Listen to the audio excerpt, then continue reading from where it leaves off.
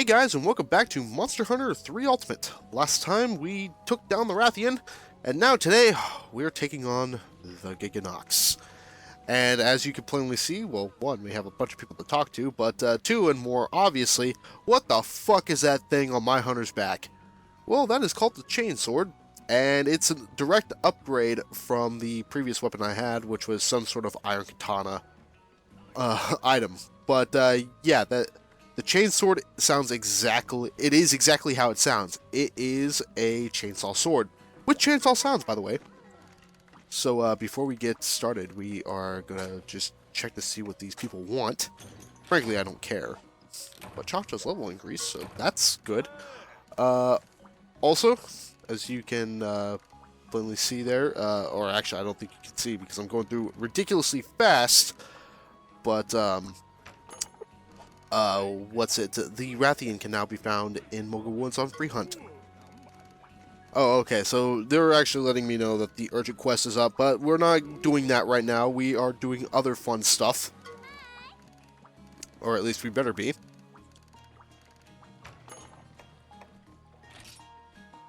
Okay, let's see. Alright, no. Okay, there it is. The creeping Venom. We are going to the tundra. So, memo, bring your hot drinks. It's cold as fuck. And I'm going to hop right into this. There is nothing really I need. I am pretty much fully prepared with the exception of traps. Only because, due to that chainsword, I no longer have the money to do anything. It's a pretty expensive item. I didn't buy it outright. Remember, I have to upgrade it. But, okay, the Giganox. The Giganox is, I'll be frank, straight out of a fucking horror film. It's really hard to describe exactly what this thing is. It's like it's like a mixture of just monsters. And he's pretty strong. And he's also I'm saying he a lot, but it, because you can't really tell if they're asexual or not.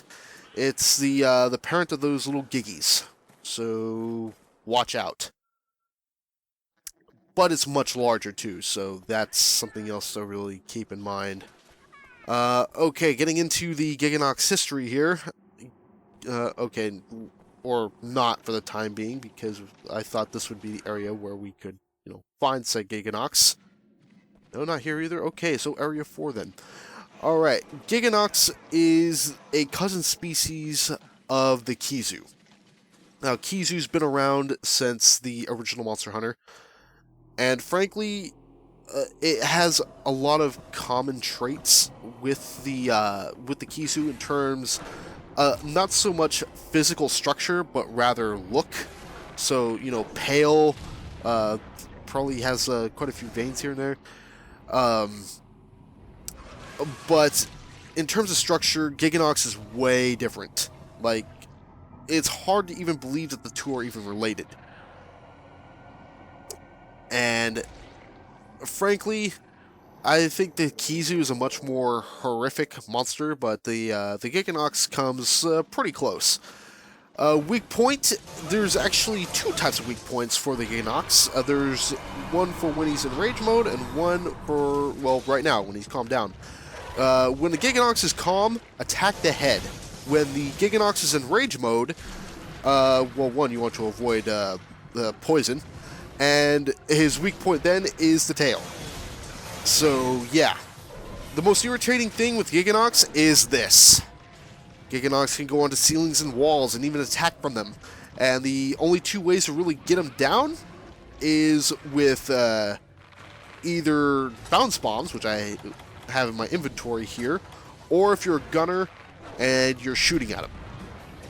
So, yes, this guy not the easiest to really hit, particularly when he decides to just be a prick, and surprisingly agile. This monster only has 3 breakable parts: the head, the middle section, and the oh boy, that's not good. Ugh, okay, and the tail. Oh, and when he does that, go far away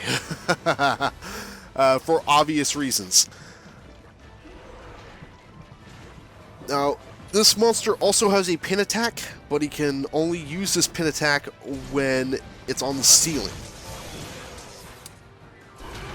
And it also has kind of a Kizu habit too, where it likes to roar repeatedly for no real reason. Like, typically when monsters enter rage mode, they roar. And did this monster just go into rage? No. But in this case, the Kizu might roar just for the hell of it. And there's no real reason why. Also, this, as you can see, this monster does not have eyes. Flash bombs are useless against this monster. Instead, the Kizu has heat sensors on, you know, the three major portions of his body, you know, where the little magenta pink stuff is. Where are you going? Okay, there you go. For a second there, I thought you might have been riding the short bus. And this monster also has a bit of chip damage to it. As you can see, I'm just sort of kind of taking damage without any real direct hits. Okay, now he's in rage mode. So, Giganox in rage mode, well, it turns a lot darker. And gets a lot faster. And remember, that tail is now the weak point, so gotta target the tail now. Assuming, of course, it gets down from the fucking ceiling! Thank you!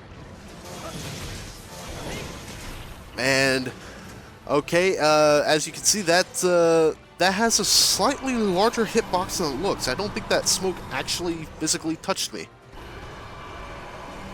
Also, this roar, I believe it might be because of being in a cave, but that roar requires a skill called high-grade earplugs in order to block. Otherwise, you're screwed. Alright, that little, oh yeah, I forgot the tail can attack too. But, with that spawning technique, the Giganox will spawn one of two things using it. The egg sacs, which will summon the Giggies, or it's going to be a poison sac, which blows up quite quickly. The only way to tell which from which is the time it takes for it to spawn. Egg sacs take longer to spawn, so be on the lookout.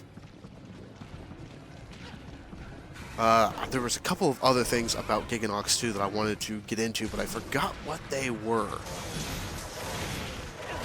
Well, one, it's like the Kizu, it's also very stretchy. Now, if you guys are curious on what the Kizu looks like, the name is spelled K-H-E-Z-U. And frankly, just, it's a horrific, like, mound of fat and flesh, like, that thing. And frankly, it was pretty original. Like, the whole, it found hunters based on smell rather than, well, body heat. But, at least the design with the Kizu, it really makes up for the unoriginal blind monster. Oh, hey, that was actually kind of funny. This this particular monster also has a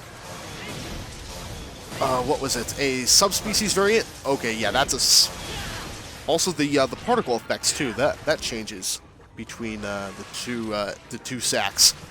But what was I getting at? God damn it. Okay, yeah, this monster has a subspecies, which is an electric-based Giganox, which that thing is not original at all. The Kizu is an electric-based monster. This guy is a poison-based monster. And so an electric Kizu, probably you might justify it as the missing link between the two species. I just think it's fucking lazy. Because frankly, Kizu needs more love. Okay, no thank you. Is he exhausted? No, it doesn't look like it. Okay, he just might be derping. Alright. You too. Speaking of poison, Kizu can, or not Kizu, but Giganox can be poisoned. You just wouldn't think that because it's a poison-based monster. I don't know why it can be poisoned. It's just so weird. It's unnatural. But anyway. Okay, yeah, here we go with the roars. And that's probably what's going to take up so much time here is... What the... Oh, that's not good. Cha-cha. Oh, shit. No, that's... Okay, Oh, thank you. Oh, my God. Okay, yes, it is exhausted now. Thank God. When it's exhausted, it cannot spit poison outright. But, the poison smoke, it can still poison you if you're close enough. Where the hell? Ugh! God damn! See? No poison. And also flips on its back when it's, you know, in that sort of stunned state. Also, its weakness is fire. I would have went off and tried to get the, what was it called? The Wyvern Blade from the Rathian. However, I then soon discovered that it actually also requires Rathalos parts, which I believe in other Monster Hunter games that wasn't the case. It just required Rathian parts. I could be wrong on that, though. Alright, Giganox going into Area 5. This is actually the Giganox's resting place.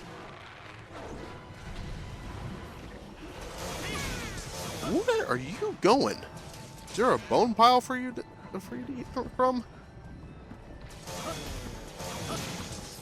Are you just not having a good time here? Okay, there we go.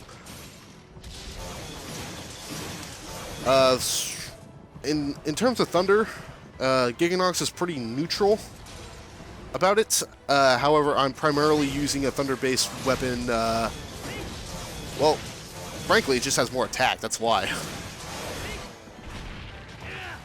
Okay, yeah, fuck you too, Giganox. Alright, I'm gonna get rid of this thing here. Okay, there we go. And he's in rage mode. Yay, fantastic. I can deal with an angry monstrosity. What are you doing? It might be because I've been playing Monster Hunter 4 Ultimate a lot recently, but monsters seem to get exhausted a lot quicker in this game. Oh, come on! Oh boy, that's not good.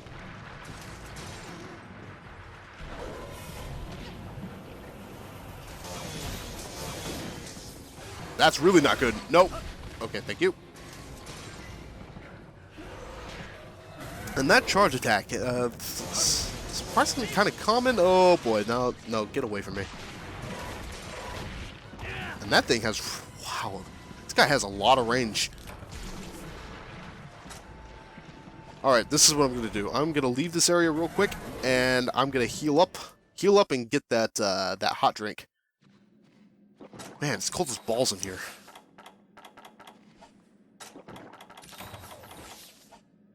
Alright, ready to get back in. Hey, where'd he go? There's another little feature. I'm not sure if I ever touched base on this in the previous episodes, but if you lose track of a monster, there is a feature on your gamepad that allows you to be able to lock onto the monster, and I think, okay, yeah, Steam is letting me know of things. I'm sorry. Did not shut down Steam before this recording. Stop messaging me, god damn it!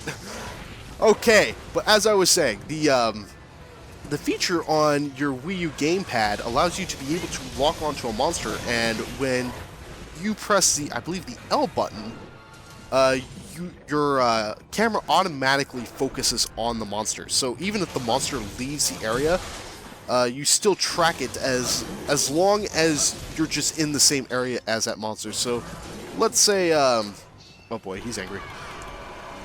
So let's say I had that locking feature on right now, and the monster leaves the area, and I go off and I try to find him again. It says I'm in the same area as said monster, however I don't see it. I just click L, and then my camera immediately focuses on the monster. That's, well, that's a pretty good feature if you guys just want to keep track of a monster that's just giving you problems. Personally, I prefer using manual camera controls, because the thing with the lock-on feature, as good as it is, the problem I have with it is that it also adjusts the camera positioning too. So I like to have kind of an over-the-shoulder, a bit of a high-angle shot above my hunter. That way I can see some of the things on the ground too. But sometimes I get a low angle like this whenever I target a monster, and that just gets irritating. In this game especially, it's not that big of a deal because I have access to my right thumbstick. But in the 3DS, I recently got the new 3DS XL. You know, the one that has the amiibo function, and that thing was the C stick there was a disappointment and a half to me. Like, holy hell, I just wanted manual camera controls. So in something like the 3DS, it works great.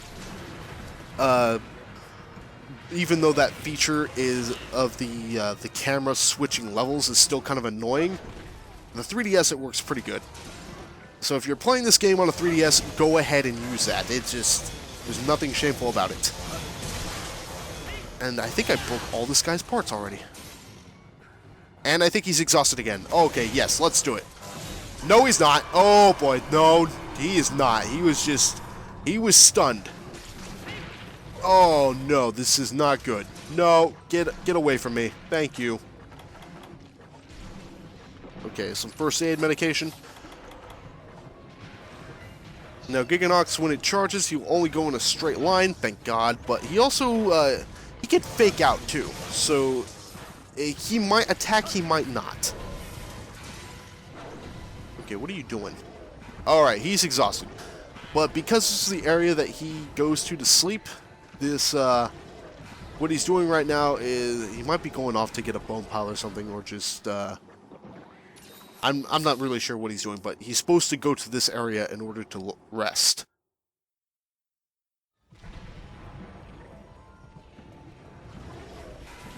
What are you doing?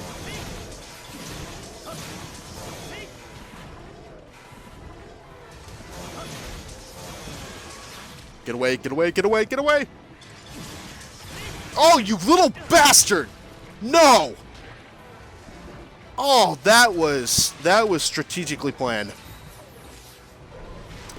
In case you guys didn't really understand what happened there, because the hunter and monster cannot occupy the same space while the monster is alive, when he turned, he had physically moved the hunter towards the egg sac. That was both irritating and also genius. Assuming, of course, you can even consider something like this genius. Alright, I'm just going to destroy this for good measure.